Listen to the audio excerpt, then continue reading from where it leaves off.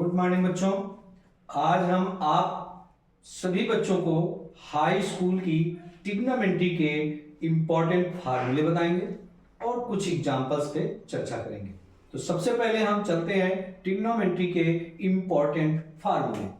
तो हम त्रिकोणमितीय अनुपात के इम्पोर्टेंट फार्मूले, त्रिकोणमितीय अनुपात, मितीय अनुपात के इंपॉर्टेंट फार्मूला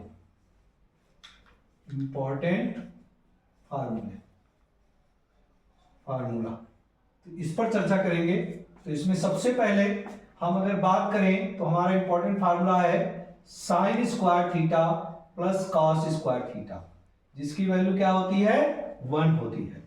इसी से दो फार्मूले बनते हैं। पहला sine square theta is equal to 1 minus cos square theta और cos square theta is equal to 1 minus sine square theta.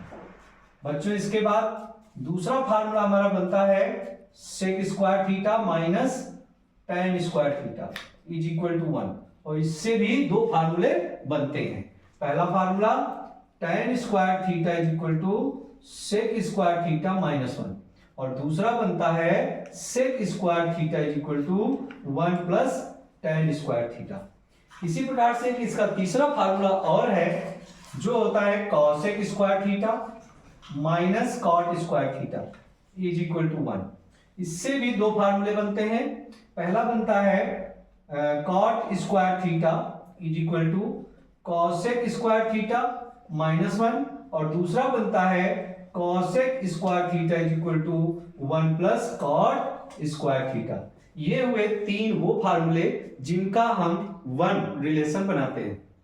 इसका प्रूविंग भी है, तो आगे के वीडियो में हम इसके प्रूविंग के बारे में भी आप लोगों को बताएंगे, लेकिन आज हम केवल फार्मूले पे चर्चा कर रहे हैं। दूसरा है tan theta is equal to sine theta upon cos theta.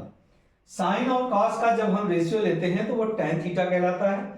इसी प्रकार से tan थीटा का दूसरा एक और फार्मूला होता है tan theta is equal to 1 upon cot theta भी होता है। और अगर हम बात करें तो कॉट थीटा बराबर इसका reverse cos theta upon sine theta, और इसे हम लिख सकते हैं cot theta is equal to 1 upon tan theta. इसी प्रकार से बच्चों सेक थीटा बराबर होता है 1 अपॉन कॉस थीटा, और इंप्लाइज दैट कॉस थीटा को भी हम लिख सकते हैं 1 अपॉन सेक थीटा। इसी प्रकार से आपका होता है cosec theta is equal to 1 upon sine theta और sine theta is equal to 1 upon cosec theta. ये जो इस समय प्रेजेंट टाइम पे इंपॉर्टेंट फार्मूले आपके हैं ट्रिग्नोमेट्री के, जो आइडेंटिटी के रूप में इस्तेमाल होते हैं, वो सारे फार्मूले हमने आपको बताए हैं। और इन्हीं फार्मूलों पर कुछ एग्जाम्पल्स आते हैं जो छोटे छोटे एक एक नंबर पे इस्तेमाल किए जाते हैं। उन एग्जाम्पल्स के बारे में हम अब चर्चा करने जा रहे हैं, तो उसके बारे में हम चर्चा करते हैं और आपको बताते हैं।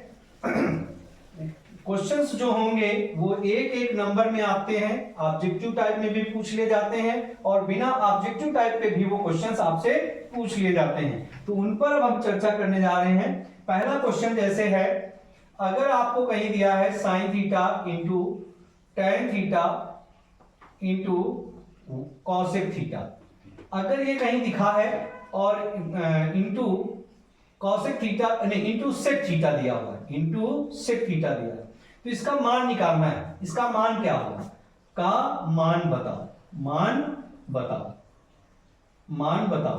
तो इसका जब मान आपको निकालना होगा तो इसको मान निकालने के लिए आपको करना क्या पड़ेगा, क्योंकि आपको हल जब करोगे, इसका सॉल्यूशन जब करोगे तो साइन थीटा तो ऐसे ही रखोगे, tan theta into sec theta.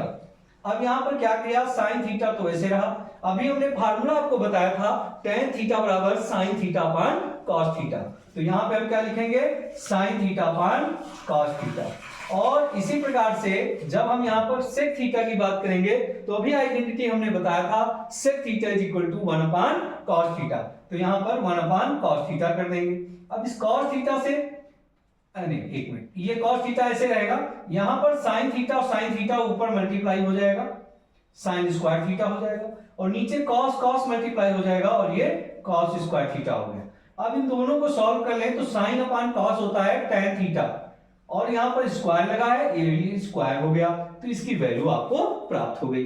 अगर इसमें हमें थीटा की वैल्यू कुछ दी हो तो उसके अकॉर्डिंग भी हो सकता है।